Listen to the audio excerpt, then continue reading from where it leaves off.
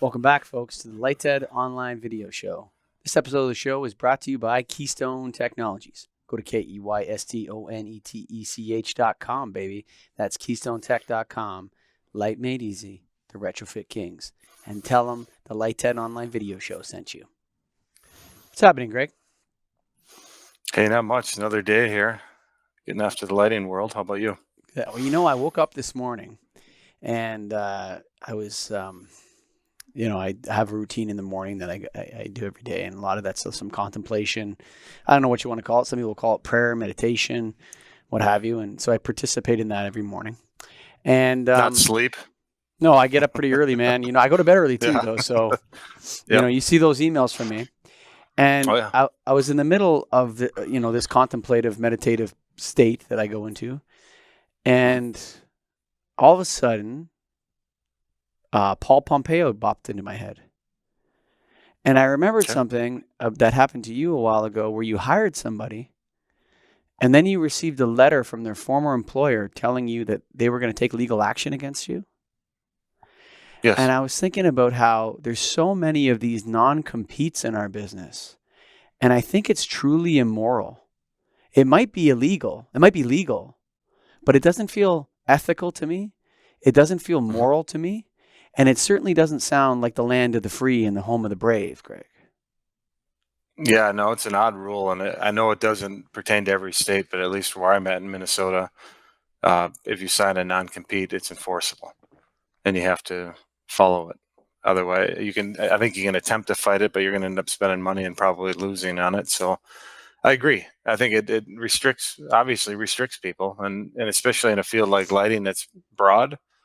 And you can range in titles, you can do different things, but if you're working for a lighting company, you sign a non-compete where I'm at, you can't work for another lighting company.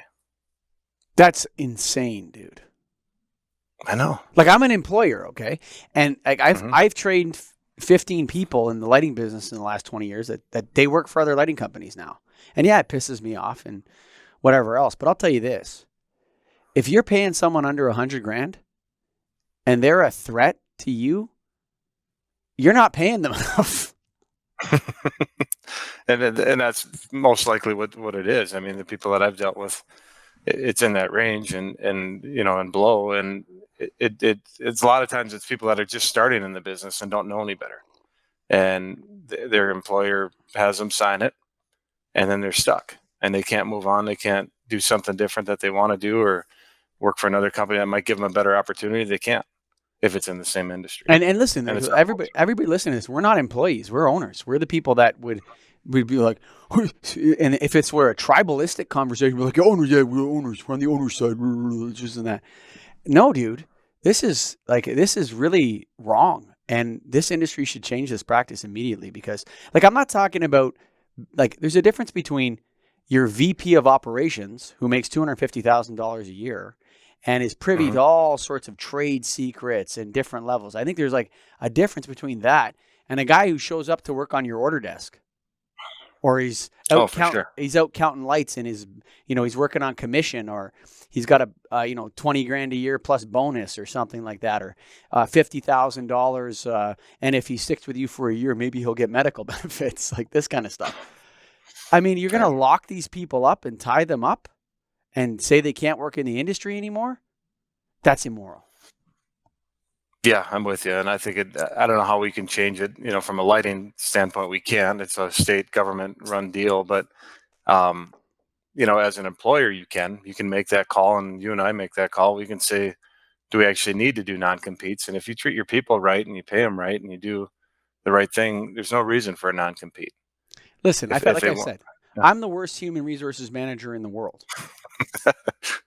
And you know what? All my good people that are sitting out there say, you're such an asshole to say that. Right? You're actually pretty good at hiring because you hired me. But anyway, I love my people and they're great. But look, I've had people leave me and take their accounts and everything. And I don't think they should. I think that they should go to other employees and, start a fresh book of business, and they shouldn't take accounts. But at the end of the day, there's lots of business out there. Go focus your time on building your business. And it's almost like entrapment with these entry level or mid-tier people. It's like a trap. It's like, you're for sure. mine.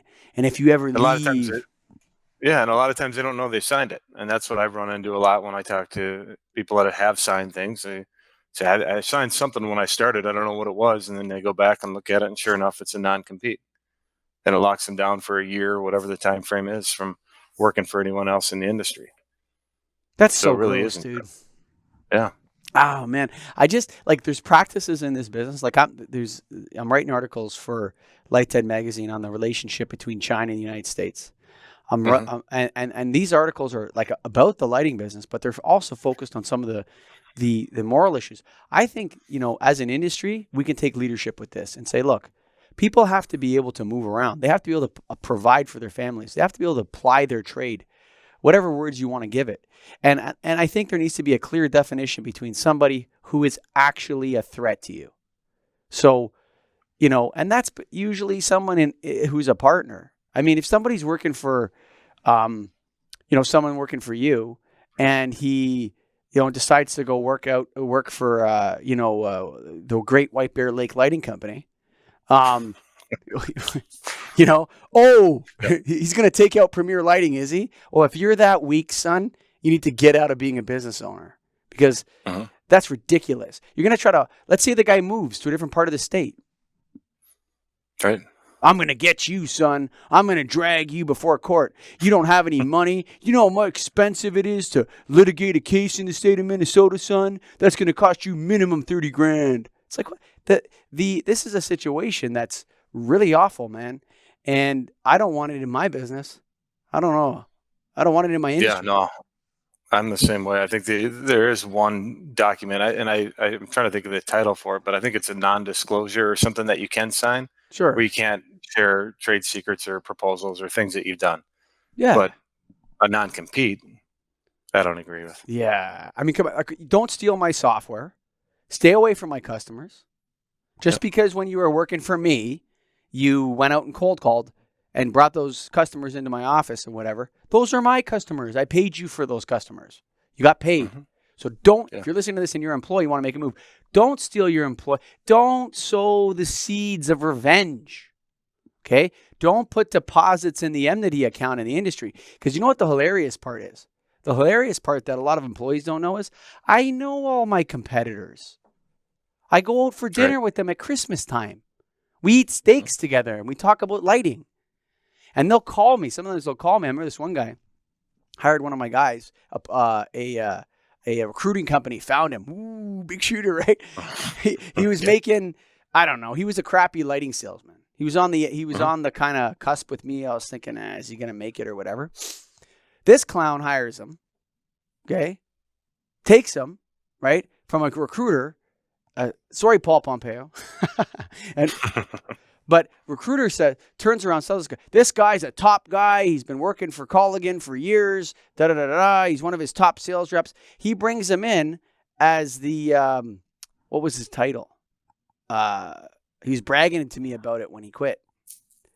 He brings him in as his head lighting guy or some head of lighting projects or something like this, right? I'm like, oh, good luck with that, buddy.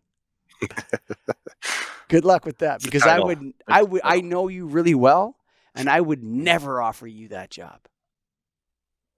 You're not ready. Yeah. You have no experience. Your projects are chronically underprofitable. So, you want to take him off my hands? Okay. Since then, the guy's worked for 3 different lighting companies. Now he's a floater. Right? But good riddance. Yeah. But I mean, I don't want to lock him up. I don't care. Get out of here. Okay, here's another thing. If you're in a job right now and you hate your employer and you hate the people you work with, and going to work's a shit thing for you to do, I don't want to go to work. You have a responsibility to quit your job right now, because you're making everybody else's life miserable. Get out of there. Stop making everybody's life miserable. I hate it here. Then get out of here. I hate my job. Then leave. Like, you ever hear people talking like that? Oh, yeah. Oh, my job's so shit. What the? You're the idiot that goes there every day.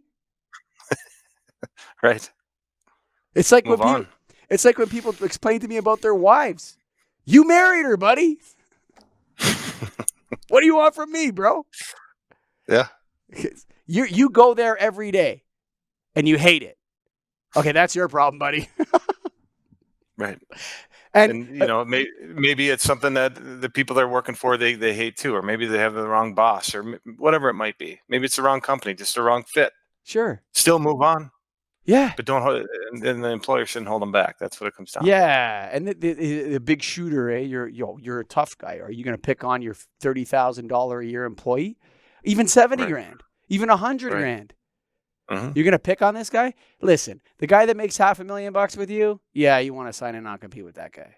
The guy that you're paying big bucks to, if he's not that guy, the guy that's, that you have all sorts of intellectual trade secrets with, he knows how you developed your software or whatever, maybe.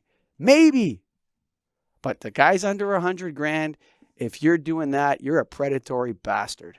Take that and stick it in your pipe, buddy. This has been the Lights Out Online Video Show, brought to you by Keystone Technologies. Go to KEYSTONETECH.com, baby. KeystoneTech.com. Light made easy. The Retrofit Kings.